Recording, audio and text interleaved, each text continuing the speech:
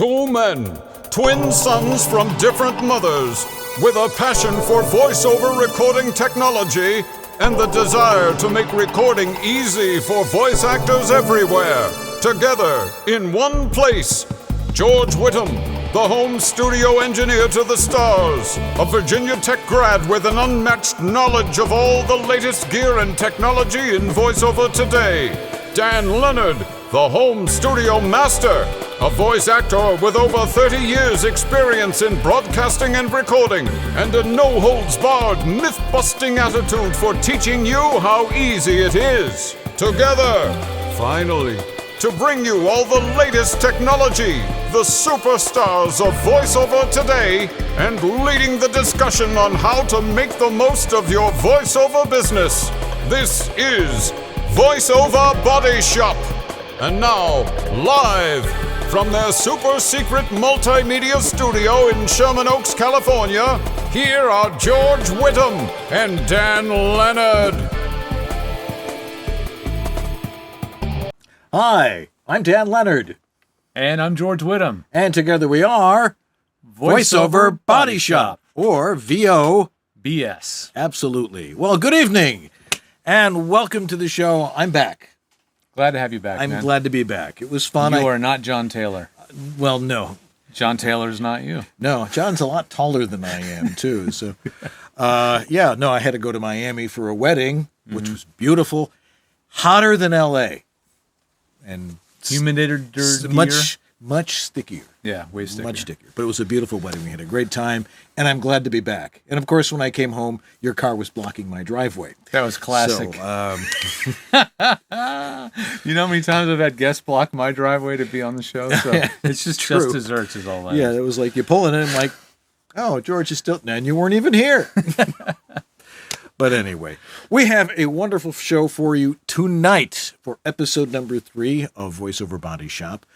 First off, we've got a great guest, a great friend of our show. Marc Graue will be joining us right here live in our studios. He's been watching us make absolute fools of ourselves for the last hour or so, trying to put this show together. He's wondering why the heck he got here so early. I know. Well, he wanted to see the house and talk to the dogs and stuff like that. See how we're organizing things here. We've got supposedly the VoiceOver Extra VOBS news. Yes. We've got some video from somebody's studio.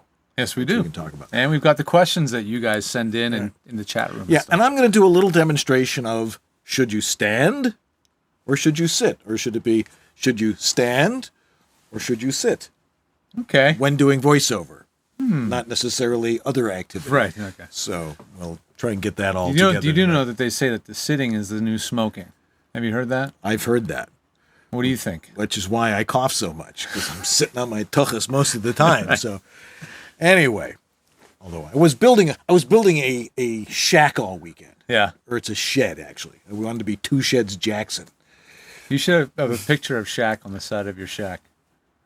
Like Eddie Shaq? You don't even know who Eddie like Shaq is. O'Neal. Shaquille O'Neal, okay. This is what we call a regional difference of cultural literacy. Well, maybe it's a little bit of both, actually. It is. Well, it's a hockey reference. And the guys in Toronto know who I'm talking about. No clue. Anyway, so let's start off with the news. We haven't come up with an intro for the news yet. No, we're going to have somebody in our lovely audience come up with one for us. That's right. Now, here's the thing, guys. It's your job. Yeah, we have been asking you to send us stuff. Reports.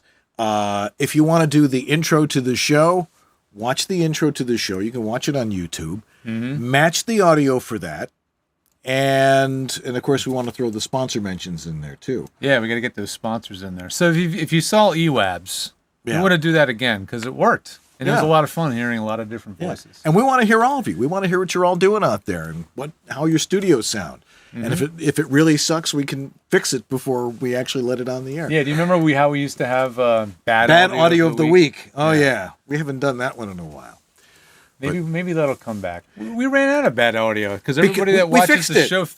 we fixed everybody's show. Yeah, anyway, what was the news story for the VoiceOver Extra VOBS news? Well, actually, Dave Cavassier is very prolific. We all know Dave. He's a good friend of the show. And he's got a column that he typed up on the new media age. Where's voiceover headed in the new media age? Where is it heading? Well, he's saying ask a millennial. So basically... That's none of us. Yeah, basically what he's saying is we're all kind of falling behind the times here. And we need to be asking a young person what is hip right now. So I like to think that I'm a little bit more in touch than many people, but I'm probably not nearly... You know what? I hang out with a 14-year-old kid a lot. Actually, no, 16 now. Alex is 16. Yeah. He was in the audience the other day. He's like my trainer, but he is like my window to that world. He is absolutely that window to my world. And it's wonderful because I get to feel like I'm way more in touch because of that, you know? But, yeah, but the gist of this is what he's saying is you need to be paying attention to the new trends in media, you know? I mean, if you're thinking that the thing that you who are just getting started in voiceover is going to be the same way that, and we were talking about this earlier, if you think the same way you're going to get started in voiceover is the same way that Randy Thomas got started in voiceover or Joe Cipriano got started, It's very, very unlikely. Well, no. Because the media landscape's totally new. Oh, it's completely different. And someone who was in voiceover a long time ago and wants to get back in it today. I could tell the story about Stephen Bishop, who I was talking to on the phone last week, who wanted to get back into voiceover and was referred to me by somebody. And I said, well, it's not 1982. And he says, well, I just want to do a demo where I can show off my character voices and the commercials. I said, you can't do that anymore. Yeah. Now, everything has to be specific. And, you know, and hopefully he took the recommendations I gave him and is having a demo cut. Couldn't believe how much it costs to have a demo done these days. Yeah. And, of course, you know, it's been, 30 years since he was doing any voiceover and writing great songs. I get clients all the time who come to me and say, I used to be a voice actor, and I'm looking at getting back into it. And they're like, I have to have a home studio. Oh, my gosh, I've never recorded myself in my life. I don't know what the heck I'm doing. Right. Well, so until they figure out, you see the play key, the record thing, just like on your old cassette player. It works the same way, only it's digital. Yeah, well, I guess the takeaway from the article, really, if I was to find a good takeaway from it, because there's definitely some good stuff, and it's on voiceoverextra.com right now if you head over there. Probably the best takeaway really is don't rush into agreements with lots of fine print, because there's a lot of people trying to figure out right now what it is that actually is the right way to get paid, or what's the right pay structure. What kind of circulation is this product going to have? That's the kind of stuff we're trying to figure out right now. And of course, ask a lot of questions. Definitely ask a lot of questions. And ask for time while you seek advice from seasoned peers. So definitely ask your peers. Get in the conversation about, who has done a job like this? How did you get paid? Did you get residuals? That kind of stuff. And if they tell you, you'll get the information you need. Yeah. So ask around, and if you want to see the whole article, again, voiceoverextra.com. It is the August 26th blog entry from Dave Cavassier. Yeah. So go on over to voiceoverextra.com and read. It's a great little newsletter for voice actors. Everything you need to know, plus lots of my stuff, lots of George's stuff. Well, it's not just news. It's like a repository of information. Like this show is a repository of information. Voiceover Extra is your one-stop shop for all sorts of stuff. And some great webinars, too. Mm-hmm. Anyway, so where are we going from here? Well, I think we're going to take a quick break. Okay. And but still, we have the Harlan Hogan spot here. Should we do that when we get over in front of the Harlan Hogan mic? Maybe we should. Right, we'll shift that one around. We'll shift it around. See, this is totally ad-libbed. We don't rehearse this at all. Like you needed to point that out. I know.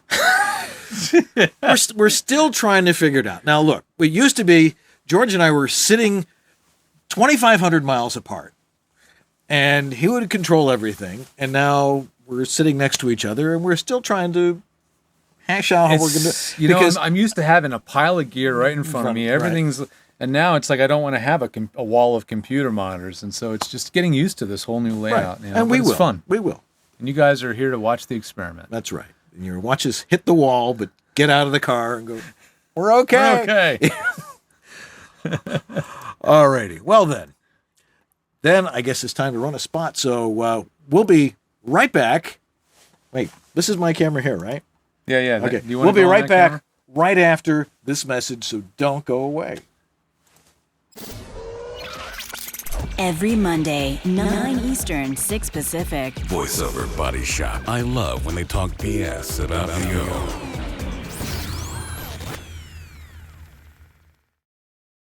Are you confused about how to set up and maintain a professional quality voiceover studio? No wonder. The information out there is mostly mythology. This is the best microphone to use. You'll have to have a preamp. You need a soundproof booth. This software is the best. Your audio must be broadcast quality. Consult with someone who knows the truth. Someone who's been there, in the trenches, doing voiceover for over 30 years. Someone with unparalleled experience with voiceover studios, who's worked with hundreds of voice actors and designed hundreds of personal studios. He knows how to teach and cares about your success. In one of the harshest environments known to voiceover, your home. Dan Leonard, the Home Studio Master. Separate myth from fact and get a handle on your personal voiceover studio. Contact the Home Studio Master at homevoiceoverstudio.com. Drop off a specimen of your dry audio for a free analysis. Thanks for joining us once again for another episode of VoiceOver Body Shop. All right, we're back here on VoiceOver Body Shop. Still trying to get used to that, too. I know. But, it rolls off the tongue, though, doesn't it? It does. A lot better It does. than East-West audio. What? Yeah. Now, one of the things that we wanted everybody to do was to send us video of their studios. Now, we've been doing this show for, it's going to be 5 years in March. So almost 4.5 years we've been doing this. And we've done some interesting stuff like bad audio of the week. Send that stuff in, too. I love that. Yeah. But we want to see what people's studios look like. We've been giving you advice on how to build these things for years. And we want to see how people are doing. Are you in a closet? We want to see what your clothes look like. Stuff like that. Yeah. And we want to see how you're arranged, and we can make some comments on it and see if you've been taking the advice we've been giving. Mm-hmm. And not that it matters what a studio looks like. It's because it's your personal space. And as we like to say, no one needs to see. Let me go to my camera here. Nobody needs to see how the sausage is made. They only need to hear it. That's right. But if it looks great and you're comfortable in your space, that's what's really important. So send that along. But we have an example this week. We do. Jerry Pelletier sent us some stuff, and hopefully it's oriented properly, which will bring on some other comments afterwards. But roll that beautiful bean footage and let's see what happens. Oh, my. Let's see what happens.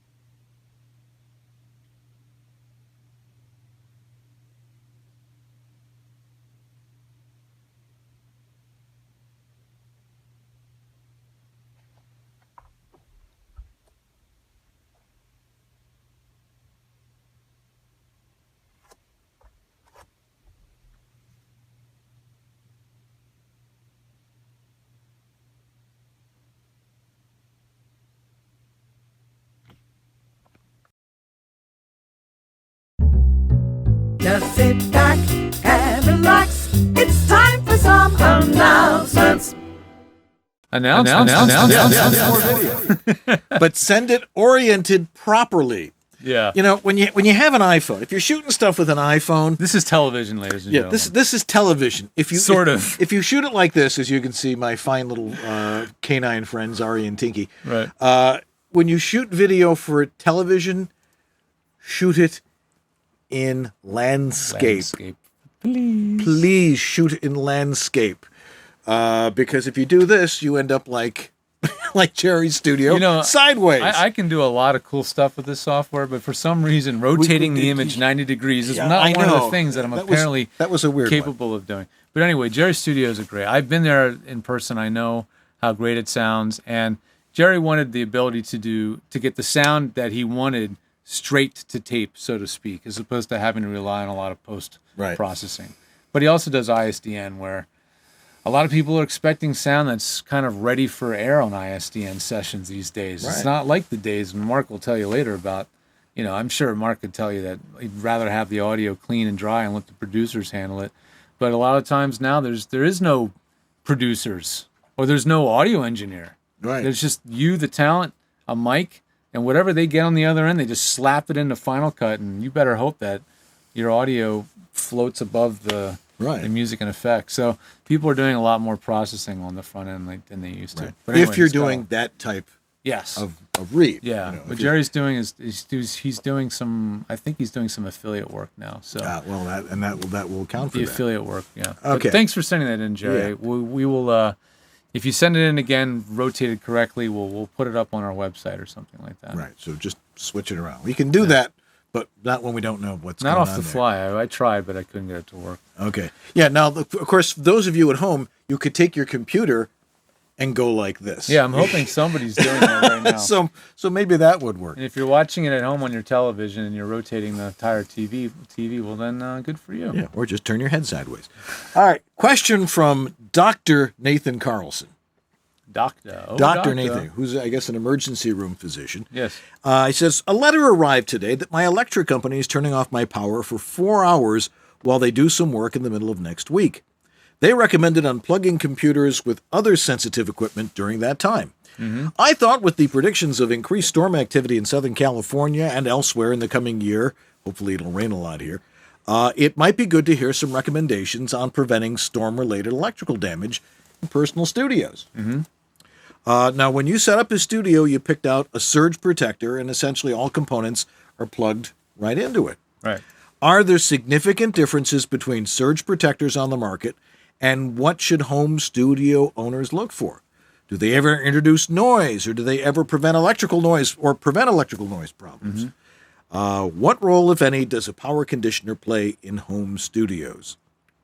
Well, I mean, my experience has been completely varied, and Mark has a story about this too. But sometimes they're a lifesaver. Sometimes you plug in there are power strips, there are surge protectors, and there are power conditioners, and there are UPS battery backups.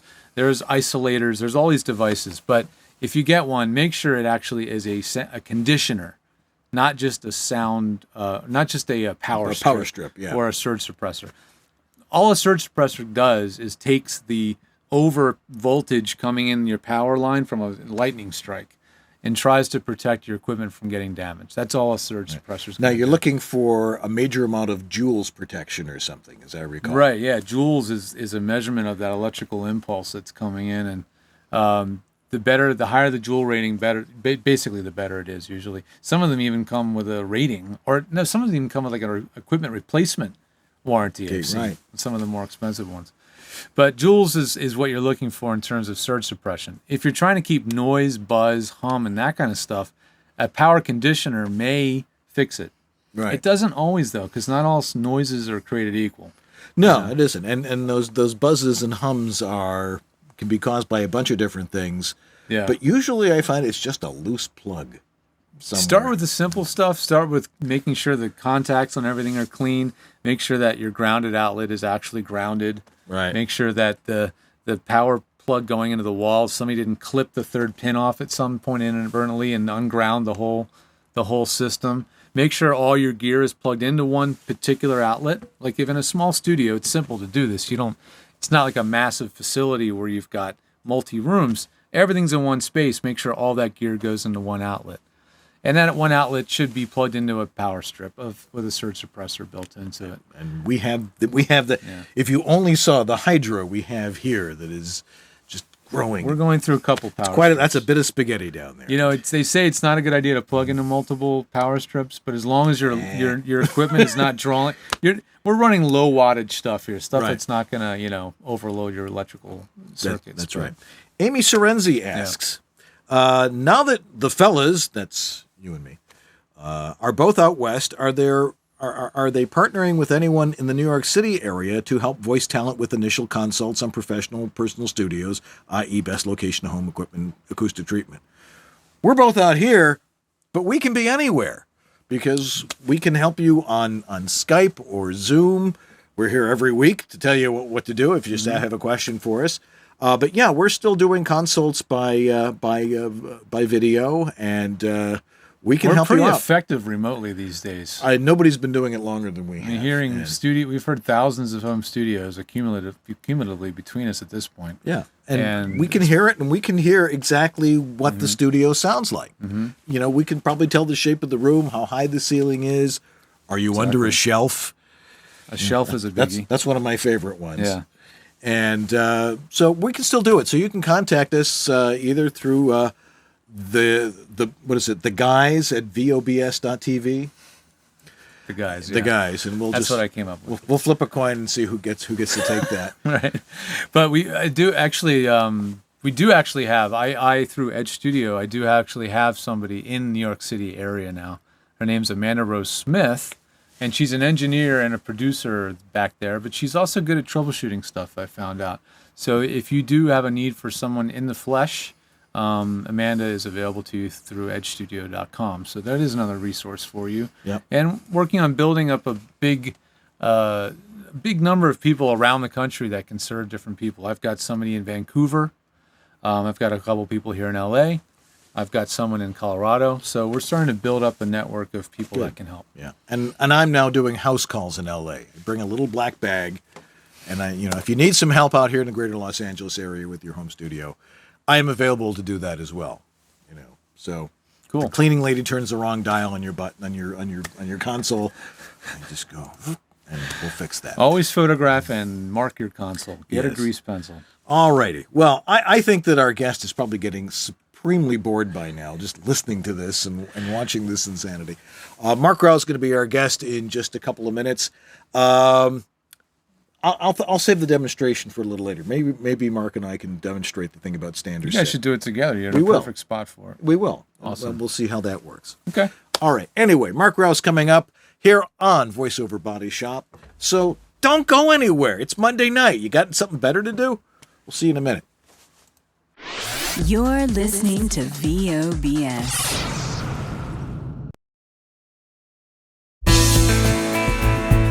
VO Studio Tech. Recording made simple.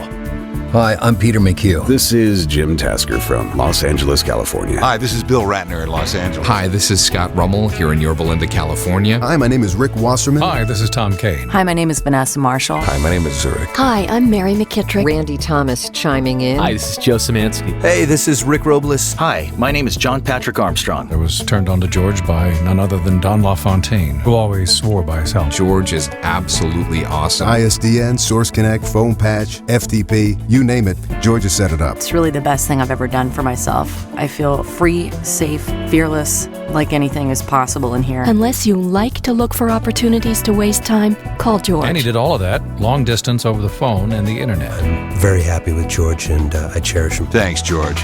You make it easy.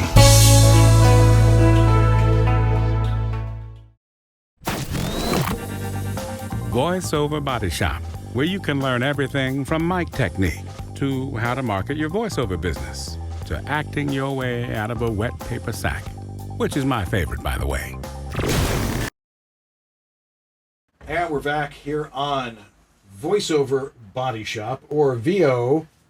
BS. There you go. All righty. Is that the reason you have me here? That's totally. I knew there was an ulterior motive. Our guest is the owner of the legendary Marc Graue Studios, and his name is Marc Graue. And I, too, am a suppository of voiceover information. Maybe that's why I feel uncomfortable. Oh, sorry. Okay. We left you a suppository on the chair before you got it. Yeah, that's true. That's all right. I've had callbacks that were worse than that. Okay, sorry. Yeah. Okay. Great to have you back on our Thank show. you, man. And It's welcome to our new Great studio. gigs. This is nice. It's really nice to see you guys actually in person instead of over the internet. It's I kinda know. great. It's more personal. And this even way. better to actually see you here. You're not fixing something in my studio, so that makes me feel very good. Yeah. By the way, never touch the mic when you're in somebody else's studio. I can fix that. Oh yeah. Yeah, that's a problem. We'll talk a little bit about that. Oh! Here, let me just pull this down. Stop it! You're giving the engineer a heart attack. This robotic arm comes out of the ceiling. Really? It comes right down and whack on the knuckles.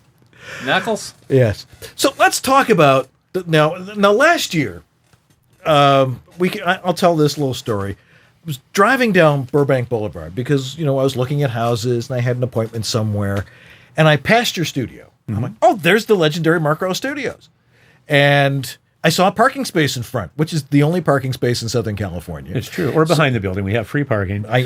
See now, had I known that, but I was just driving by, pull in front, walk in, give your receptionist who was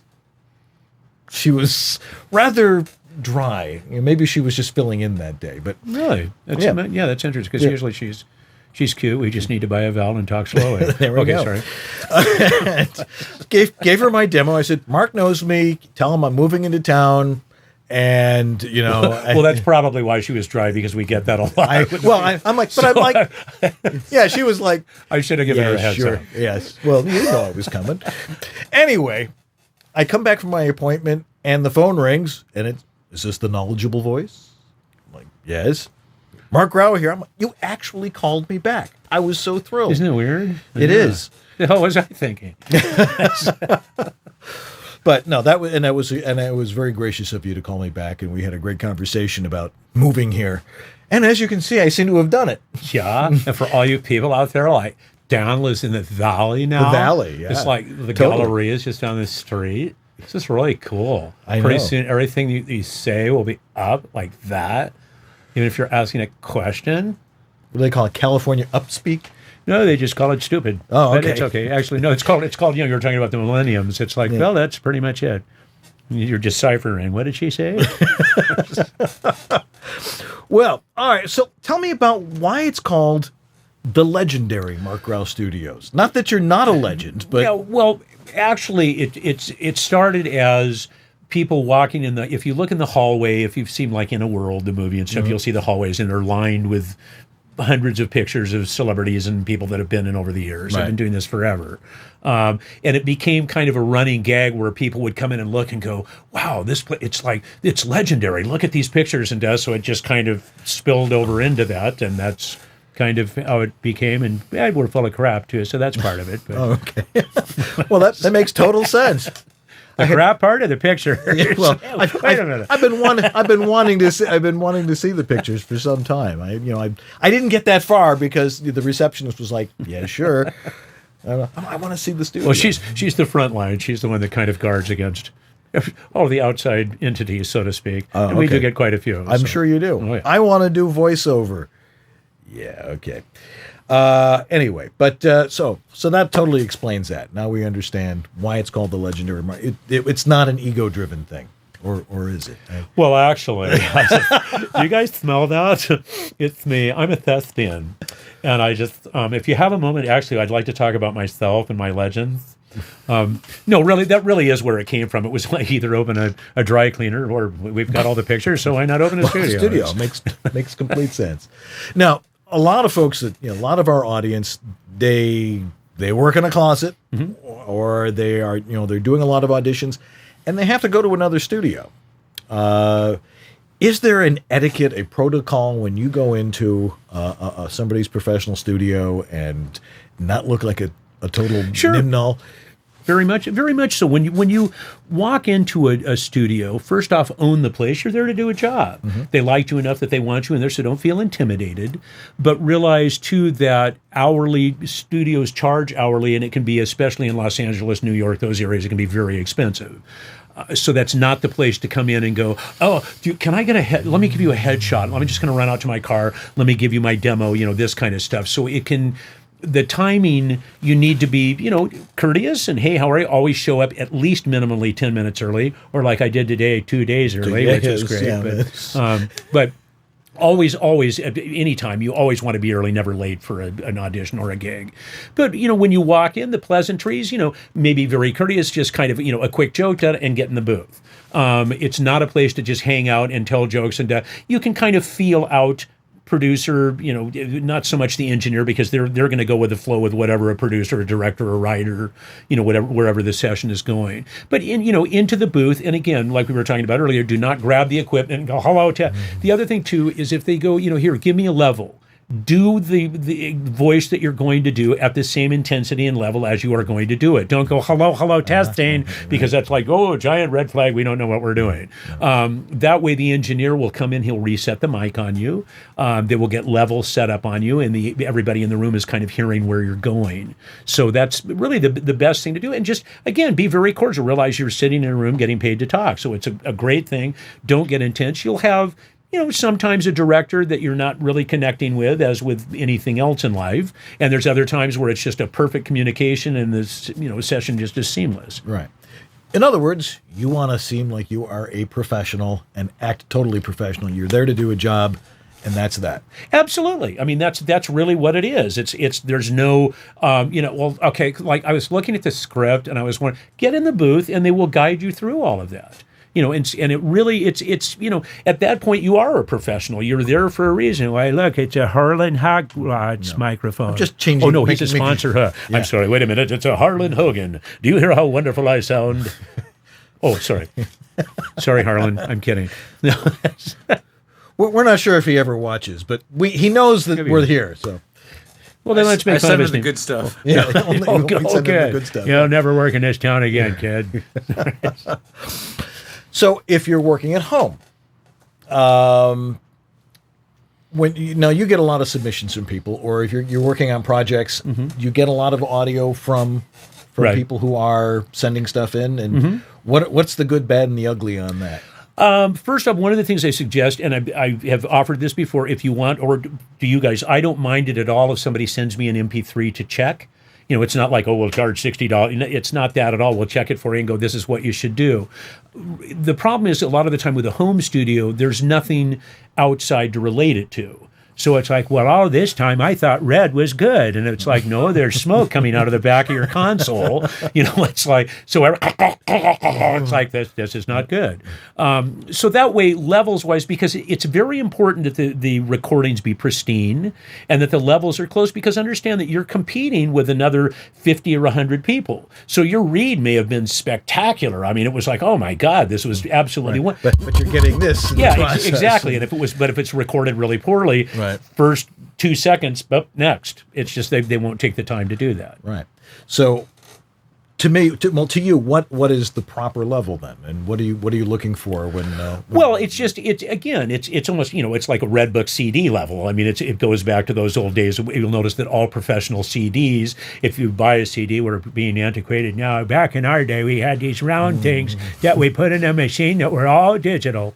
But you'll notice all of those, they always sound the same. The levels are the same, and that's called Red Book. And so the levels are nice and clean and across the board. Best thing in the chain is get yourself a monster compressor, especially if you're doing animation and video games, so that you're not, because you'll have, your level will sound great if you're doing, tonight on CBS, everything is great, but the minute you go, and you're screaming, it's like, and everybody's, and it'll sound terrible.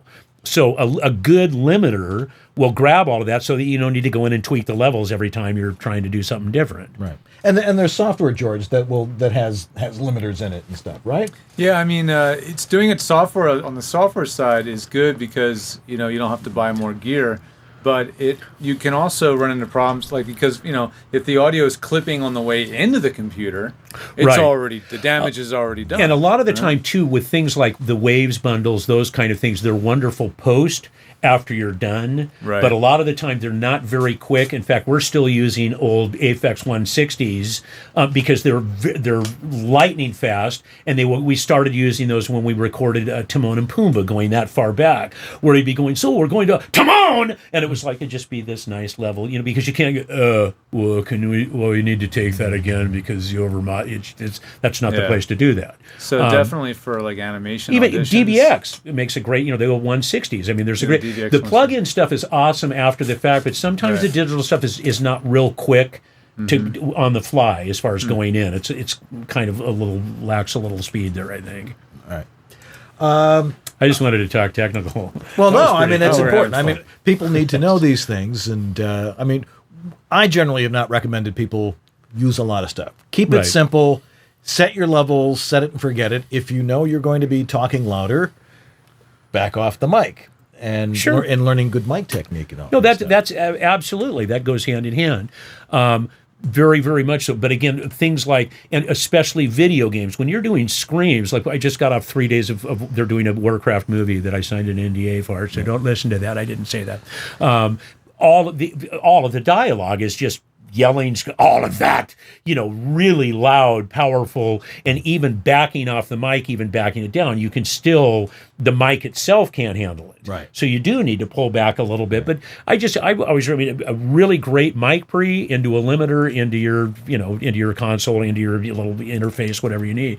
That's really all you need. You want a nice, clean signal path. You're right. That really works. Yeah. Well, let's talk a little bit about mic technique. Okay. Since you hang out around mics all day. Yes, sadly. And maybe a few Freds and Sams and maybe a couple of Julias. But one of the things that we, I like to talk about is, do you stand or do you sit? My recommendation is always stand, unless you're doing an audiobook, and then it requires sitting. One of the little tricks that I would do if you do audiobooks is tape a pencil to your microphone so that your distance is the same. So if you get up, you take a break, you come back, and you're going to be right in the same position, because it's very difficult. If you take a break, you go have lunch, you come back, the mic has been here, now you're here, it's up here, and all of a sudden when they cut stuff together, there's a noticeable difference. And it's just a quick little trick that by taping that on, whatever's on it, that way your proximity is going to stay exactly the same. You almost have to sit for an audiobook because it's so long, but anything else, I would always recommend standing, only because your diaphragm is a little more open, and you're, Do you sharpen the pencil, or? Yes. Do you have the Here, pointy end pointed right in the eye. It's like, I can't take this anymore. ACX is paying me how much? Okay, sorry. Feel free to editorialize. No problem. Sorry about. I didn't see. We can cut that out. Yeah. No, can't do it. Yeah. I used to. I still do actually. I would take a piece of duct tape and I would mark a line on the floor. Sure. And that's where my feet go, and I'm always going to be in the same spot. That's another great trick. The only reason the thing with putting a pencil or a piece on there is that even standing, sometimes you'll be a little, slouching a little bit, and it just gives you an idea of where you need to be. That's all. Right. And it saves a lot of time editing-wise, or having to go back and do pickups, because they're going, my God, something, when you came back, the second portion of this is, 3 dB less, 4 dB, and in an audiobook, that's very noticeable. Right. Well, let's experiment here. So, because right now we're sitting, although we're sitting, not like this, which some people can do. I mean, these are nice stools, except that they tend to squeak a little bit when you turn. This one has a pretty bad squeak in it. Where's the foreign one? WD-40. WD-40. That'll cure that, and duct tape. Yeah, that'll cure everything. Duct tape works miracles around here. But if I'm like slouching like this, does that affect my voice at all? Of course, I'm faking it a little bit. But if you want to get intimate with the mic, hello. If you're leaning into it, you can feel it and hear it in your voice. If you're standing, and things do come out a lot clearer, it's going to be sure. Yeah. Absolutely. Yeah, your breath in general. It's just, if you're standing, you can. Where if you're sitting bent over, you're going to hear breath more, and you're not going to get as full of a breath. Right. And you can tell and it will definitely have an effect on your voice. Absolutely. Yeah. There's nothing more fun than running out of breath in the middle of a sentence in a live session. Oh yeah. Well, they can, thanks. We know how those copywriters are. Oh, here we need to get that in another 3 times. That's right. And it's like, Yeah, I think I lost a job once when they sent about 75 seconds of copy. Oh, yeah, it's a 30. I'm like, well, that happens all of the time. Promos are notorious. Usually they're pretty good, but a lot of the time you'll see a thing. My favorite, I do a couple of tags for some automotive things, and it's literally it looks to me like 20, 25 seconds worth of material that they want in 10 seconds. And it'll be something wonderful like the Jiffy Lube signature service, signature silver surf theft. You sound like, 5 minutes. So do we have a D Toretto? That could help me immensely. But again, it's you just need to get used to that. What you'll find is the longer you do this, you will have an internal clock. Right. That just so if a client goes, you need to shave a half second, you're like, okay, and you go there. You just know how to do that without sounding crazy rapid. Right. Yeah. It's a little bit easier. Those of us that were in radio, it's like it was part of your internal clock anyway. Well, you're still watching that old Gray Lab timer. Oh yeah. Yeah, exactly.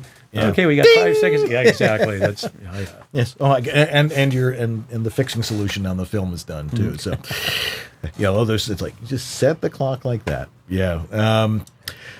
Animation.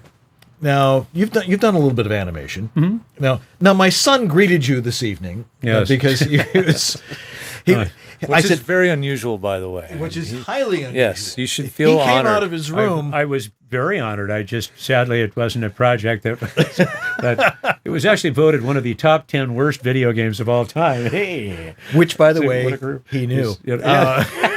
Yes, that's scary. Yeah, but I told him, hey, Marc Graue's going to be on the show tonight. He was like, he did Mario.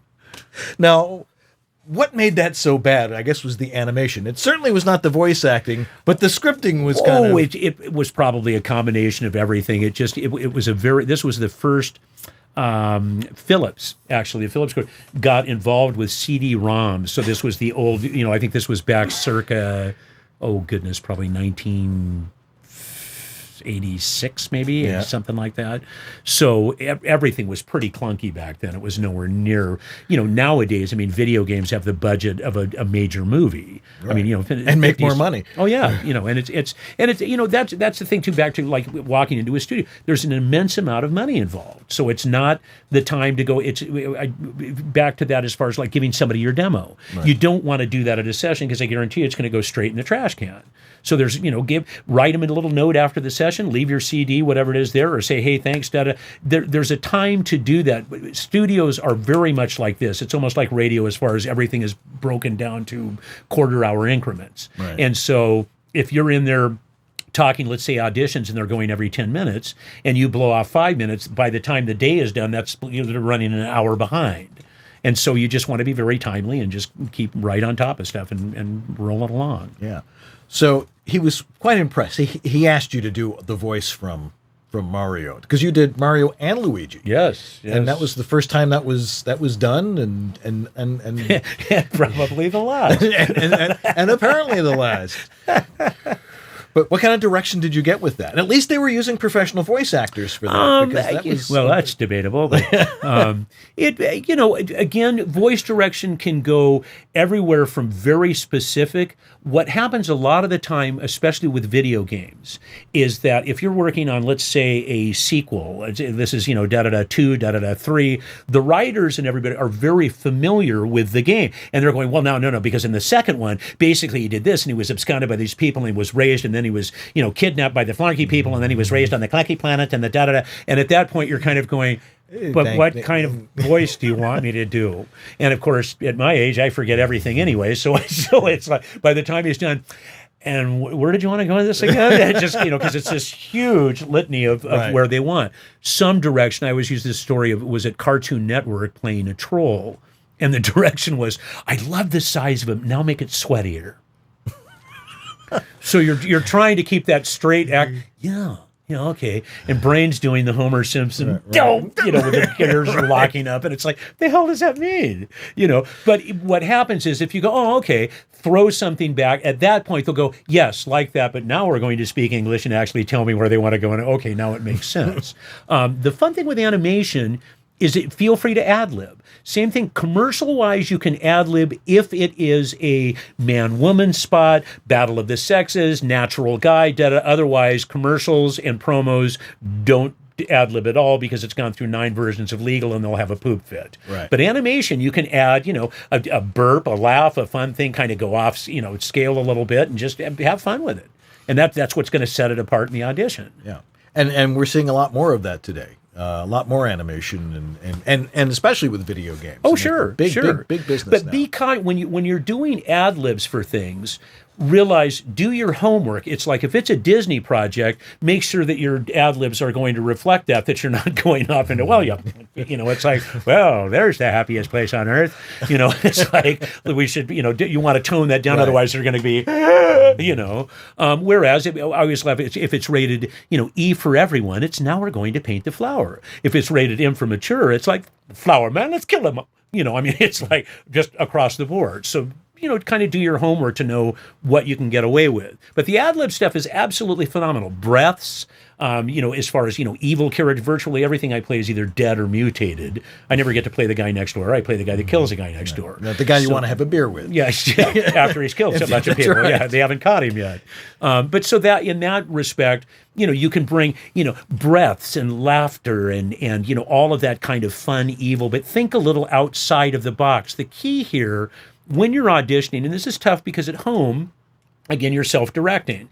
It's like a woman. If they go, let's do an evil witch, don't go, I'll get you, my pretty, da-da-da. It's like, okay, let's slit our wrists. It's like, why couldn't the witch be 400 pounds and have a lisp and she's English?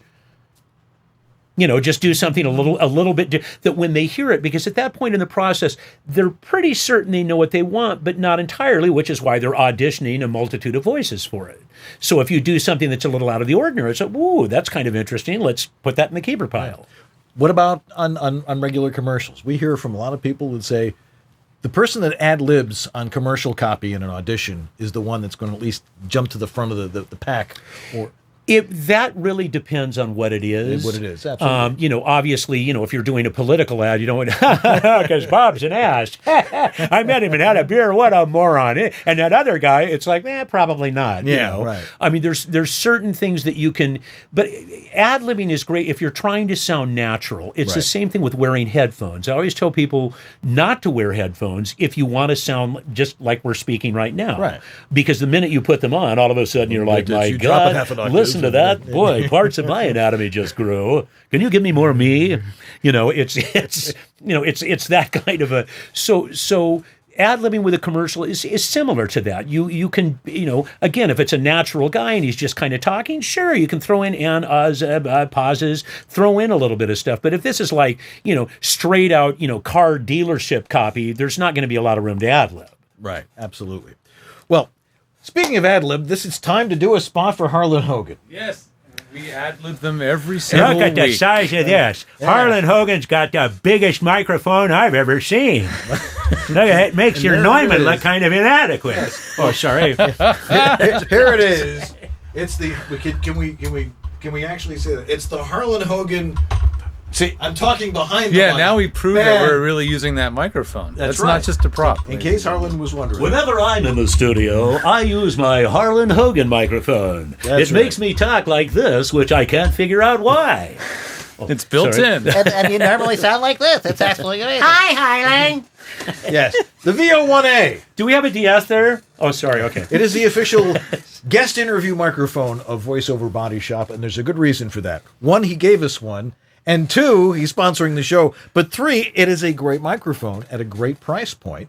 If you're looking for, if you're just starting out and you're looking for a good studio condenser mic, this one was designed for voiceover. And it's not expensive. It comes with this great, shock mount. It's easy to take it out of the shock mount. Just squeeze those little things. That's scary how you're holding that. I know. But it's a great microphone. It can handle all that all that stuff. I do that a lot, but it's usually waiting for auditions. Oh, sorry. That's okay. But the VO1A, you get it over at voiceoveressentials.com. Go on over there. And actually, have we put that into the new website yet, George? Yes, we have. It's okay. right on our website. It's right on our website. There's a picture of Harlan talking into one of these and his legendary Porta Booth Pros. Yes, that's right. And if you click on that, it'll take you right to his website, and you can see all the fabulous stuff that he has in voiceoveressentials.com. Not just voiceover equipment, but books and all sorts of stuff to help you with your career. Gadgets. Lights. Stuff. Yes. Lights. Yeah, absolutely. We Even haven't lights. hung the Harlan Hogan voiceover recording light yet. But We're going to hang a lot of stuff in there eventually. yeah, we have a blank slate. That's why I was confused. I went into the neighbor's house, and they looked at me very oddly.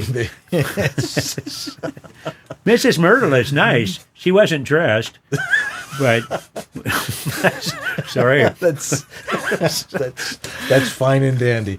Anyway, voiceoveressentials.com. Sorry. Why do we do this show? Because it's fun. Yes. If it wasn't fun, why would we do I it? apologize. There probably won't be another one after this. I think we're good. I'm so glad the FCC could care less about what we do on this little corner of the internet. So far. Hey, I know how to end careers, damn it. We got another spot. We'll run that one. We'll be right back. See you in a bit. Learning never ends. You continue to grow. Edge Studio has grown. Pursue multiple disciplines in tandem and grow your career. We've added new courses in a new curriculum, We pick the best coaches from the community of working voice actors. a new technology division, engineering and consulting led by George Whittam. Follow your dream. Sign up for advanced learning or register for an introduction to voice acting or foundation studies program See it all now. at thenewedgestudio.com. Having dinner tonight? How about having some VO too? Voiceover Body Shop. Have some voiceover with your dinner tonight on VoiceOver Body Shop, 9 Eastern, 6 Pacific.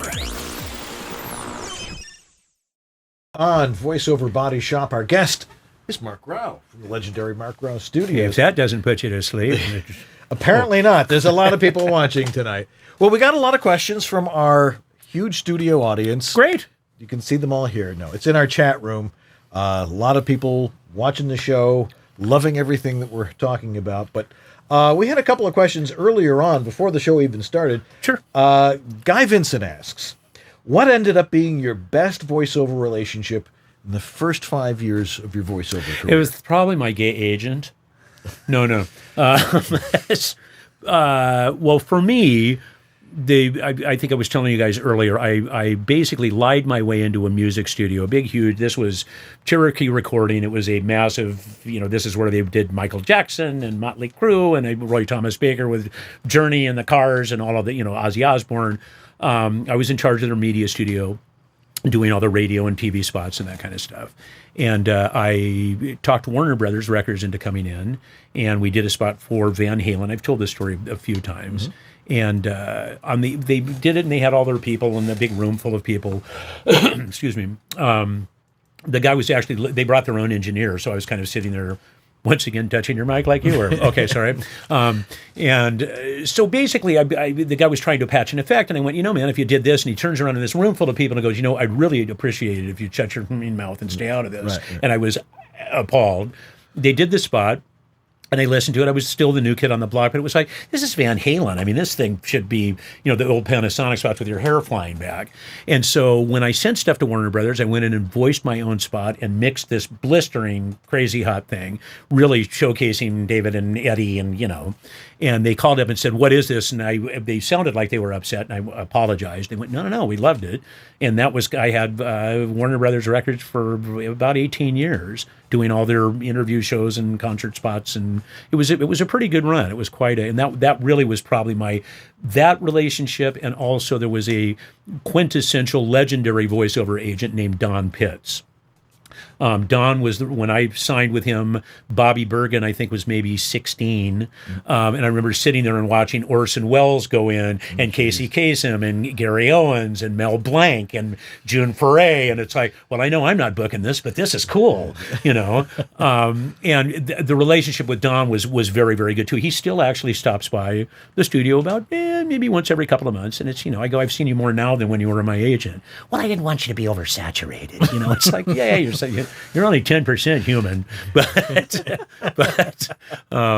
so that was basically it. I think just treat every single person you run into, treat them like they're gold and a gem, and even if the person is kind of a jerk and you don't really hit it off, still you take the high road and just, man, it's great, and realize that they may end up becoming a very good client.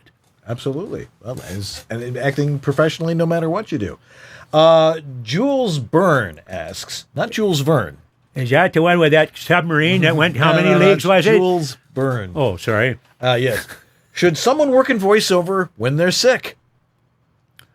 Just carry some wipes and make sure you wipe. I was going to say, when you have an infection in your vocal area. I was going to say, if you're mentally ill, oh hell yes, man, then you're going to fit in just perfect.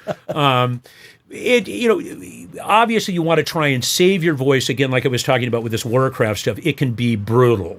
A 10-hour session of doing that. And now you get out, you're like, it was really great. The problem is try and work through it, because again, if you have a client on the line and you're sick, they are not very understanding. They may go on to someone else. I mean, it depends on how bad you are. I mean, try and work through it. If you're a little stuffy, that's okay. You'll hear people that are stuffed up and have a cold. In all honesty, if it's a client, let them make the decision. Well, go ahead and do it. And if they're going, gee, man, you're sounding a little stuffy today, tell you what, why don't we do this tomorrow or the next day? You've laid that out there, and now they're on your side and waiting for you to get healthy, rather than just passing on it. But don't shred your voice either. I mean, that's easy to do. Right, yeah. I've done that too many times. Yeah, well, if you're doing a lot of wacky characters, and it'll definitely wear you out. Anthony asks, do you produce... I'm sorry, I thought you said Ant and the what? Anthony. Oh. Anthony Gettig. Oh, hello, Anthony. Yes, I'm sure you know Anthony. Do you produce voiceover demos? If yes, what should one expect the process to be like? Yes, I do. I also, shameless plug, I do voice. No, you're allowed to shamelessly plug. That is the purpose of this show. Oh, well, hell yeah. See, I got some property in like Florida and shit, man. So all you got to do is send me $19.95. I'll give you the whole series of shit. Plus, not only that, you get to ride in the car. The only problem is the police car and it's the back of it, but that's okay. No. Yes, I do produce voiceover demos. The process for that, we do basically 3 sessions. Even if you're not in town locally, if you are, we'll have you come into the studio. First session, we'll just sit down and or Skype and get comfortable, talk about your strong suit. What kind of a demo are you wanting to do? Is it commercial stuff, narration stuff, promo, animation, video game, even station imaging? We furnish all of the copy. We have about 20 auditions a day that come through that place. So it's all very fresh. We change the wording up in copy so no one gets upset, so we're not encroaching on anybody. That's the first thing. We will give you more copy than what you need. We'll have you actually pull the 6 to 8 pieces. Unless it's animation, you can go upward again. They'll realize with animation, it's not quantity, it's quality. So make sure it's the good stuff. We'll pull way more copy than what you need. And then you can work on that copy. Again, the shameless plug is I've been now doing Skype coaching, voiceover coaching. It's Marc, M-A-R-C Graue, Graue. My parents didn't believe in consonants for some reason. Anyway, so it's Marc.Graue, and there's a lot of people, even if they have an audition coming up, they'll go, wow, it's this big audition, can you coach me? And the thing is, I mean, I've been there. I mean, at this point, it's all I've done for, good Lord, almost 40 years. So if it's voiceover, we pretty much have a handle on whatever it is. And then demo-wise, second session is to record you either remotely or at the studio. Then we put in all the M&Es, music and effects, down to, if it's midget, we've got, for McDonald's, all of that kind of. You want these to sound real, but at the same time, don't go into the process of going like, why, listen, his demo's got Ford, Chevy, Budweiser. It's, they're going to be going, what? It's like, yes, the new Lexus spot. Well, you're not Maurice LaMarche. But what you can do is regionalize that by, see your, Southern Arizona Lexus dealers. Now it's same spot, but it's been regionalized and it will sound more real. That's all. And you want this, not only do you want it to sound real, you want it to grab attention. It's not signature sound. Your signature sound is your voice. There's a couple of things. It's, again, to me, it's you hit play and go, holy shit, Bob, you got to come here and listen to this guy. Wow, this is.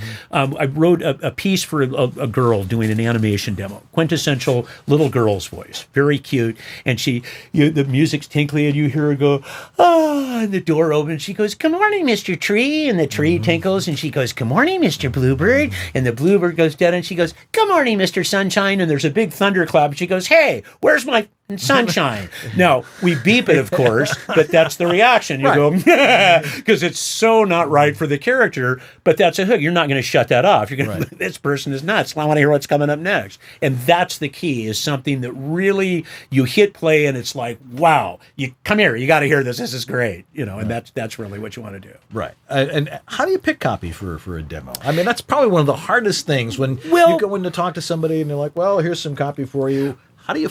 Because we've been doing it for so long, and again, having people coming through the studio all the time. If you have a Gen X voice, which again is going to be skewing younger. Right. If you have a Gen X voice, you're not going to be doing a spot for Mercedes-Benz or Lexus. Right. If you have a lower, deeper end voice, like myself, I'm not going to go. Gee, Susie, let's go to Magic Mountain this weekend. I will go at Magic Mountain, open this weekend till midnight. So tag. So you can tell by how they speak as to whether or not, if it's a younger girl. If she's teenager, then we'll hit, more, younger stuff like, I've got a hot date, my first zit, oh my God, the world's ending. A little bit older in her 20s, maybe Maybelline, that's kind of young, hip, kind of fun thing. Kind of wow. A guy, if you've got that younger dud, then you're going to be doing a Toyota Prius. So it's rather, that's, again, that young, hip, maybe an iPhone spot that's a little hipper, anything like that, Android. But you want it to fit. You don't want copy that you think you're great at, and that's why sometimes it's good to have a third set going, no, you're not going to book that. Right. And again, booking, one of my things that's favorite, I know this is terrible because people are going to, I'll get in trouble for saying this, but branding drives me nuts. It's like, my voice is solid like an oak tree. No, shit, where's the tree category on voice bag? Oh, there's eucalyptus. The proof is in the pudding. Hit play and go, whoa, this is amazing. So it's designed to really, really fit what you do. If you speak Spanish, hell yeah, but do that separately. Realize in LA, it's Mexican Spanish, which is very, very different than Argentinian or colloquial Spanish, that kind of stuff. Yeah. I'm learning since I've moved here. Señor. I met him. I said, hey, hello, en ese cuarto. Hey, Leonard, what's happening, man? I'm going to be your floor manager. Here, let me talk. Your floor is all screwed up, man. Let me manage it. You sound like my gardener. Yes. Raul. Yeah, it's Raul. Hello, I'm Raul the poor boy. That's actually very good. Do you want me to put some lotions on you or something? Okay, sorry. That's okay. Now, again, with demos, because you probably hear demos day in and day out, and when you do a demo, if you're working with a coach and it's not you, right? And screw you. Well, no, okay, now. And there are a lot of people out there producing demos, and they're just producing them, and they're like, all right, do it like this, do it like that, and they can really manipulate somebody's voice and make them sound like something they can't do. You've got to be able to stand and deliver. Which is why the copy needs to be correct for that voice. You don't want to do... Now, realize that like an animation demo, I may throw up an echo track coming up on 11 and then echoing out with the thunderclappers to make it sound real. That kind of manipulation is fine because it makes it sound as if it was actually part of a cartoon. I have a fun story like that. We had a guy come in, we were doing spots for Captain Morgan rum. Mm-hmm. The line is, Captain Morgan, what do you say? He's going, Captain Morgan, what'd you say? And it's like, no. And it's like, it's like he turned into an old Yiddish. What did I just say? And it's like, no, it's not. So he couldn't get it. It was like, no, it's Captain Morgan. What do you say? Captain Captain Morgan, what'd you say? And it's like, no. And so we had to end up piecing that together very carefully. And again, that's that ability. The thing with the whole success in this business is one-on-one. Whoever's on the other side of the glass, you give them what they want. All of this stuff where we're going to sit around and critique each other's demos and all, and or spot workout groups are fine, but that it's immaterial. It's like if you're directing me, I want you to be happy. I want you to go, God, he brought more to this than I ever thought this would. This was great. I wrote it this way. It's even better than what I thought it would be. And so next time, no, I'm calling him. I want to use you again. And that's what it is. That's how you build up that return client base. Excellent. Mara Juneau. We haven't heard from Mara in quite some time, and we miss her. We miss you, Mara. She's a great gal. Wait, don't hang up, Mara. I have more quarters. Oh, sorry. Okay. Do people still market their demos with CDs? I can't bring myself to throw my old ones out yet.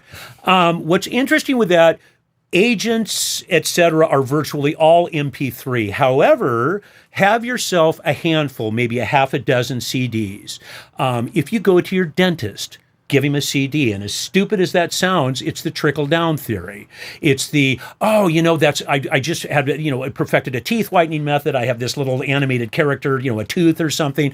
Or, gee, I didn't know you did voiceover. I can't, but my brother owns a chain of furniture stores in Oklahoma, and all of a sudden passes a CD on and you've got more work. It really is, it's marketing to as much as possible. It's most people don't, but even if you look with submissions, there are some agents who still want a CD. I haven't seen it in a long. I don't think I've sent out a CD in probably 2-3 years. No, yeah, but then again, I'm not working much. But it isn't very often. But it's still good to have in your arsenal. For people that own a small business, it's a calling card that they can listen to, and now they understand what voiceover is. And that's what voiceover is. I need that. You want to make it very, very careful. The other thing that's very interesting, that most cars still have CDs in them. A CD player. So you've got that person to yourself, and there it is. What you don't want to do is something that's so convoluted. I've gotten demos from people that it's like they want you to go online and download some program so that you can play it back. Nobody is going to ever. The key is everybody has short attention span now. And that's the reason for separate demos. It's not like going, hey, what's it going to take for me to get you in 6 cars today? It's not that. It's just that it's no different than waiting for a website to load up. If you're sitting there and the thing's going like this, you'll go, hey, next. You won't do it. So this is hit play, holy she's, whether it's an MP3, a CD, any of that stuff you can do. Flash drives are okay. The neat little, I've got a card drive that I have. It's good, but there's some people that are leary because they think they may get a virus or something. Exactly. Right. Yeah. And those aren't cheap to make. They're not. And the other thing too is really website based is awesome. Have yourself a great website where people can go and listen, and you can give them a link, and it's effortless. Yeah. And that's one of the great things about today. Rebecca Davis. Hi, Rebecca. Another one of our favorite gals who we have on the show. Rebecca's great. I love Rebecca. Winner of the Don LaFontaine Spirit Award. Oh, that's right. Screw you, Rebecca. Yeah. You get we like to remind her of that, and she likes to remind us. She asked, question for Mark: what's the greatest piece of advice someone else gave you about voiceover? I would say, honestly, do what you do, but do it a notch better than the next person. Always be, Rebecca's been in the studio and done jobs there. She's very sweet. There's always a smile. So you want to be around Rebecca, which is nice. I mean, and again, and that's the key. It's not this arrogant. I've had people that we've had a 5 mic setup, and the 5th person is this just arrogant that's 40 minutes late, that bitches about the microphone and bitches about the carpet and bitches about the mic stand and bitches about the water and the barometric pressure in China. We could go on and on. Well, why? And the guy, so she leaves after the session. The client goes, geez, I would never work with that bitch again in a million years. And it's like, whoa, there's a good career move. Yeah. So no, you present yourself professionally, but in a way that you are generating, you're showing people, I love what I do. This is so cool, because that's infectious. Yeah. It really is, and that will absolutely bring people. And Rebecca's got that. She's got a great smile. She's very talented, and that's the biggest key. Is it a business? Absolutely, positively, but don't get bogged down where you're like, wait, okay, I'm an actor, so don't look at me while I'm doing this. And I've had people that have come in and do that, which like, well, yeah, we really want to work with you again. It's like. I never understand why people actually act like that when they would get. There's a number of them that actually start believing the press of like, well, my God, I am God's gift to the, and it's like, well, not exactly.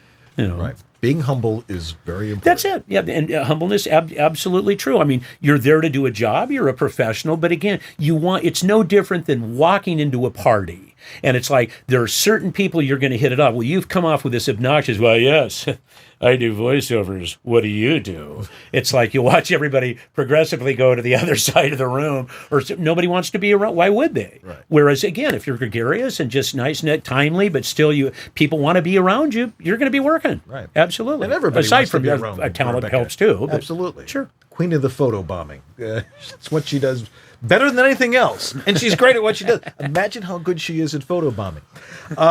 Carol Spencer Morgan joining us, eating her lunch in Australia as we speak. Well, there you go. Mark, what's the best way to showcase your cache of accents in a demo? Best thing to do is most video games are very much dialect driven. We were laughing the other day going, when did all trolls become Cockney? It's like, why couldn't you be from the Bronx? But they all got the gut rotate, you know. Right. So it's the dialect stuff I would include. If are some directors and casting people that like a video game reel now that's separate, which again is that you can pull out all the stops and put on as many dialects as you like. But make sure they're good. The cool thing is it's not dead on ADR. So if you do a kind of a crappy French accent, but it's okay, you can get away with that. Look at Pepe Le Pew. I mean, it was terrible. We always laugh about I'm not saying Mel Blanc was because it was phenomenal. But I mean, it's a Frenchman would go, what the hell is that? It's the same thing with Irish. If you listen, I got back from a trip to Europe, and over here, if all of a sudden you're talking like that when it's back here, what's the matter with you, boy? And you got that, and it's Lucky Charms. Well, if you said that to an Irishman, he's like, well, are you okay? I mean, it's not even remotely, but the American ear goes, oh, that's Irish. Right. So it's okay to get away with that. American accent, being Australian, make sure it's pretty good, that people don't immediately talk kind of Western, kind of thing. And there's a lot of Australians that do a phenomenal amount of work here as actors. They're better at it doing American English than we are doing. So yeah, just do a cache of that kind of stuff, whether it be German, Russian, Asian, but stay away from stuff that they put, welcome to the 7-Eleven. Oh, look, it's $2.99. Now get out of my store. This is not all you can eat. And it's the same thing with, so you think you're big funny now? Get out. Give me money, leave. That's not exactly politically correct. I mean, it's okay to do, but stick with voices that are a little bit stronger. Do something that you actually would be booked to do. Do you know what I mean? It's not this huge cache of, well, I've got 417 voices on my demo. No kidding. And it sounds like you're doing every one of them. Mm-hmm. We were talking earlier about like me doing a black voice, an African-American voice for a driving game, right. If that's in your cache, I wouldn't put that on my demo. Because what are the odds of them going, we need a black guy, bookmark? I mean, it's like chances are that's not going to, have. But if you're in the middle of a session and they go, gee, by the way, we have this, can you do this? Sure. I'll be politically incorrect. What's new? Yeah. There was an audition today for Jersey Mike subs. Right. Great subs. And they the instructions were rather an actual Eastern voice than a put-on Eastern voice. Right. So it's like, well, do they want me to say Joycey? Or, sure. Or how would you handle something like that? Because I'm not from Jersey, but I'm from back when east. You're doing voices like that, I've done this thing a zillion times with a sleazy street rat. It's like the first thing that people are going to go to is that Joe Pesci thing. Well, all of a sudden he's got the voice up like this, 152. Hey, you want some cheese? Everything is really good. Now all of a sudden somebody else goes, no, let's put about 60 pounds on a guy. So what you want to do is give him a little bit of girth. So now the guy's got a little more rotund. He's kind of funny when he's talking and stuff. Somebody goes, let's make him stupid. So no, you want to make him like a stupid because he is. And And somebody goes, no, boss, so bring him down an octave. You take my cheese, I'm going to pull your tail out of the socket. Then you go to the booth and go, don't do the accent. So get used, and direction will, in many, many instances, be that way. I like where he is, put 60 pounds on him, give him a 2-martini lunch. And you go, oh, okay, fine. And it's that ability to change up. It's not just doing a voice going, I'm doing a silly voice. Right. It's that ability to give them what they want and not do deer in the headlights, but the copy's not written that way. It's like, no, make it your own. But our job is to give them whatever they want. If they say pull it back. The other thing, too, is start way the hell out there. In other words, if you start, out going completely crazy with it, I'll get you, and they go, whoa, whoa, whoa, that's too much. It's going to be a lot easier to pull back from that than a room full of people going, no, more, no, more, no, more. And then you're going the classic, okay, I'm underlining this, and there's a pause there, and I'm supposed to breathe, and don't do the laugh here. And by the time I've had scripts where you're looking at it going, I have no idea what the hell this is. I don't know what I'm supposed to read. It's kind of all over the place. Yeah.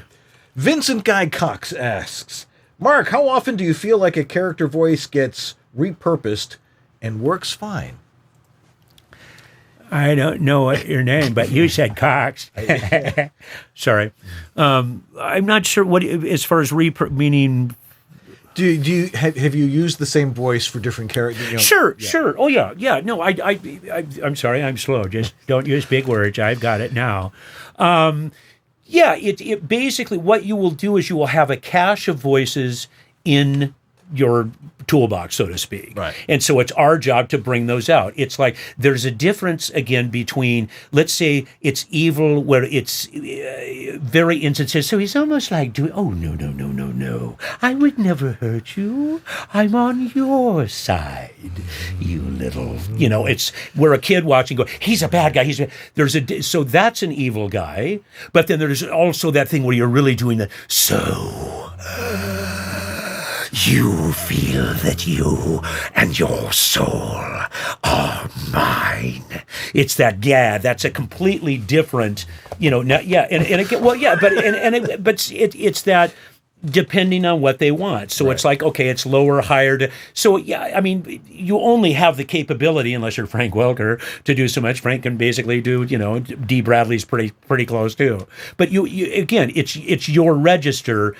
Again, everything I play is dead, mutated, that kind of stuff. Because I actually have a demo of just bad guys because I do a lot of those. So it's like it made sense to put them on there. Yep. Well, Mark, it has been a pleasure having you on this week. Thank you for listening to me blab. No, are you kidding? People are like, just writing this all down. It's absolute gold to hear somebody who's been doing this for a good long time and is a total. My pants are squishy. Sorry, nurse. It was that suppository. Did I sit in Jell-O? Sorry, poor George over here going, God, where's the fader? Shameless plug again, please. If you have any questions, whatever, it's Marc MARC Graue GRAUE. And if you have questions, just fine. I really am pretty good about getting back and just he does. Well, honestly, at this point, I've been so blessed and so like that it's payback time definitely. So if I can do that, or you got a question, by all means, please let me know. A lot more people in voiceover now though than when you started. Oh yeah. Well, the advent of the internet, and again back to when you were talking about demos and coaches. So just do your homework. Just look and see. It's not too hard to look and see because there's an awful lot of people making claims, and just make sure that it's someone that actually can potentially not only help you vocally, but may even be able to hire you in the future or get you a job rather than just, it's somebody that's like, well, no, you need to do it like this. It's right. Absolutely. All right. Do we have another spot? Yeah. You know what? Do you want to, I'll read the spot while you move back over here and say goodbye to Mark. Okay. We'll do that. All right. Here's George to tell us about Source Elements. We need to let Mark out of here eventually. Anyways, this is all an experiment. I like to try new things on the show, and this is one of them. Well, you're the one that's been working with putting the mic arm where I've put it though is a failed experiment because I keep running it into the table. Just over look here. into that camera there. I'm going to look in this camera. I'm going to riff on Source Elements. But anyway, Source Elements is actually one of our new sponsors, and it's wonderful to have them here. I've known the folks at Source Elements, Robert, Marshall, and Rebecca Wilson for a really long time. I've been helping not consult, but I guess really just sort of bounce ideas off of them and talk about how this software can be made more accessible and easier to use for voice actors. And they've really listened, and they're really brilliant folks over there. They encourage any other VOBS fans watching to contact them about their products. They're always open to answer questions. They have a lot of products, so it can be a little confusing when you look at the site and see the wide range of stuff that they have. So it never hurts to ask questions. Dan and I know their products, and I use them and know them quite well. So I'm always answering questions about which way to go. Should you get standard? Should you get pro? But if you want to kind of dip your toe in the world of Source Connect, then check out their Source Connect Now software, which is totally free. And I understand it's going to stay that way. And with Source Connect Now, it connects using a Chrome web browser, and your user on the other end, whether it be a client, a director, an agent, somebody that wants to listen in on the session, hear you at really high quality. The audio is at least audibly ISDN quality, and with really low latency. It's a service you can immediately start using for free, and it's right on their website at sourceelements.com. Check out Source Connect Now. Each week we'll be featuring something new about Source Elements, some of their new products, and we may even have a little bit of tutorial videos that they're going to send in from time to time on learning how to use some of their products, demystifying what their products can do. So anyway, sourceelements.com. Thank you guys so much for being our new sponsors at VoiceOver Body Shop. Very cool of you. Absolutely. All righty. Well, it's that time of the day. Well, Mark's still here, but we're here as well. And this is my cam here. Yeah. One of these days we'll just use that camera. We'll just use this one. We really need a tally light on here. It would probably help a whole lot. I wish I could figure out a way to do tally lights. That'd be really awesome. Someone will figure it out. Mark, you know a guy? Actually, I do. It set up all of our ADR stuff. Yeah. Oh man! Yeah. We'll just light a flare in front of each one, and that'll. And don't forget to use your Harold Hogwarts microphone. It's wonderful. Oh, sorry, Harlan. Harlan Hogan. Harold Hogwarts. Sorry. All righty. Next week, it's Labor Day. I don't know if we actually have a guest scheduled for next week, but we're planning on doing a show. You know, you might be eating hot dogs. Yeah, we'll be here anyway. Where are we Sitting here eating hot dog at a must. We'll have a Labor Day picnic voiceover body shop. Yeah, it'll be really easy. But we will have somebody fantastic next week. It's going to be hard to match Mark for this week, but we'll try anyway. Well, I don't even think we should try to match. Yeah, that's true. No, but it's every week's great, and it's great that Mark was able to join us this week. The following week, it's Rosh Hashanah, not doing a show. No? No, we're not doing a show on Rosh Hashanah. High holidays. It's high holidays. Who's coming on, Rush? Who is she? Rush on your Shana? Yes. But we have a lot of other great guests lined up. I know we have Chuck and Stacy are going to join us. Eventually, they're going to have me on their show, Chuck and Stacy. And a bunch of other good people. I know that our crack producer, Catherine Curden, is doing a great job of getting some people on the show. And we want to know who you guys want to see, so make sure you let us know. Send it in to the guys at VOBS.TV. Very good. All righty. Let's see here. We need to talk about the show logs, because Jack's still doing it. He's still doing it. He's still doing it. He says he learns stuff doing that for some reason. Maybe because he's listening and typing. Maybe I hear that what helps it is. you remember stuff. Yeah. So if you want to hear every last thing, or at least know every last thing that we talked about on this show, the show logs are now on the website, are they not? They are. There's a button up on the top there. It says show logs. Just take a look right now, especially if you're watching from our website, which you should be doing. And soon there will be a button there for the podcasts. We're retooling the podcast Outstanding. a little bit, but we'll have the podcast feed on the website. But you can still subscribe to it. If you go into iTunes and search for VOBS, or if you go on to your podcatcher and look for VOBS, you'll find it. The EWAB stuff is still out there floating around, but eventually that'll all go away. You'll just see the VOBS stuff on the podcast feed. But what if they want to hear the old stuff? Well, podcasting is a weird thing. The library of all the audio, it kind of falls off the back end. It's not always there.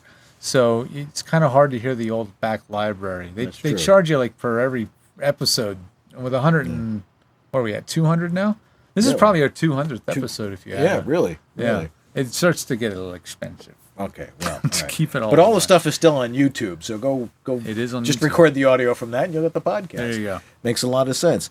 We need to thank our amazing sponsors who have generously contributed to letting us do this show at the high-tech level that we're now doing it. Super high-tech. Like Harlan Hogan at VoiceOver Essentials, VoiceOver Extra, Edge Studios, your employer. That's right. And Source Elements. Source Elements. You said them. Okay. Source Elements. Source Elements, and who guys that make Source Connect. Thank you guys for making this show possible. I do want to plug narratorhelper.com. You can. Not an official sponsor, but it's my wife and everything. So yeah, so I'd bring her. And up. I Anyway, want to apologize for everyone I've offended. So we got to get the Marc Graue the list. to scroll down the page. That does not represent the views of this station. No, but narratorhelper.com for voice actors that are doing audiobooks and are going, I'm drowning, and they need help with all that stuff. That's what narratorhelper.com does. That's right. And we'd like to thank Kathy Curtin, our producer. And we'd like to thank Anthony Gettig, who did a fabulous job in the chat room tonight, feeding us those questions so Mark could just go off whatever direction he wanted to. That's right. Shelley Evelino when Anthony's is too busy. Jack DeGoli, of course, for the show logs. Tim McKeon and Lee Penny for helping out with the podcast. Yeah. And, of course, our wives, especially Marcy, who puts up with this every week. And by the way, you can use the bathroom here, Mark. You are now allowed. I don't need to now. Now that you've sorry. Now that you've finished the show, you're permitted. Yes.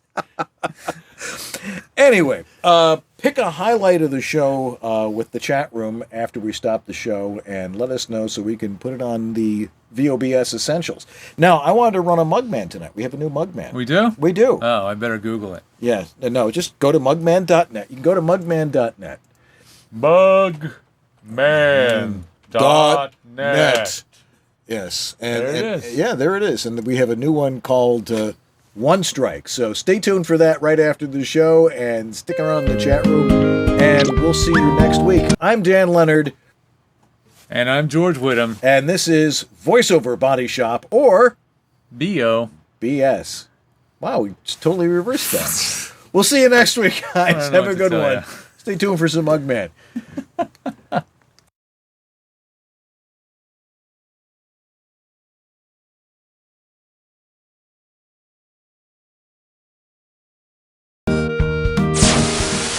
Welcome back to One Strike, the show where you only get one chance to get it wrong.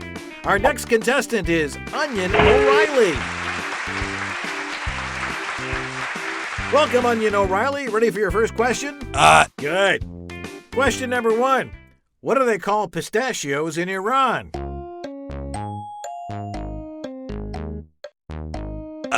Green nuts.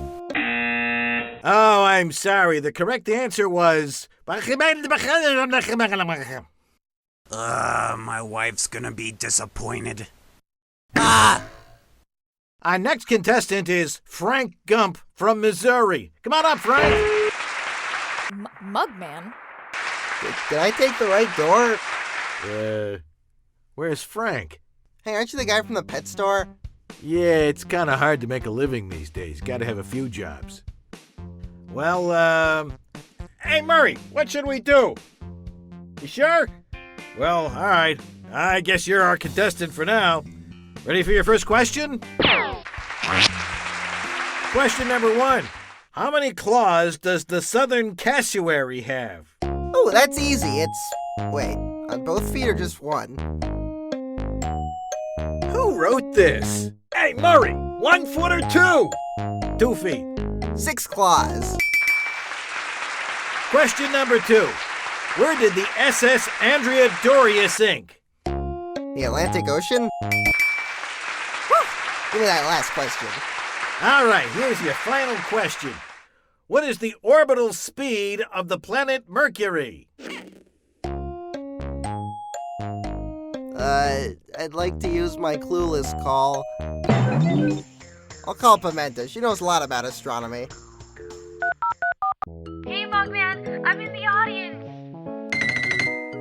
Oh, hey, Pimenta. So the answer Oh my gosh, Mugman. I'm so glad you called me. I've been sitting in the audience this entire time watching you so closely. Okay, that's great, Pimenta, but... for getting on the show, and I wanted to say how happy I am for you. Pimenta, I really believe in your skills that you can win. Pimenta... If you ever need my help with a question, know that I'm always... Pimenta, the answer!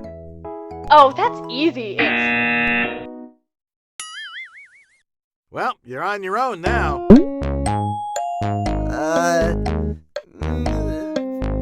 48,000 miles an hour. Congratulations!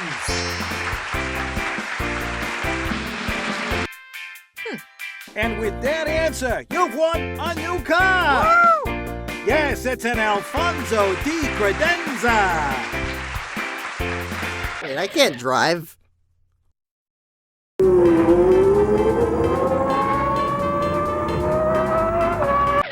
Hey, thanks for the car, kid. Hey, remember to pick Pimenta and I up for the theater tomorrow.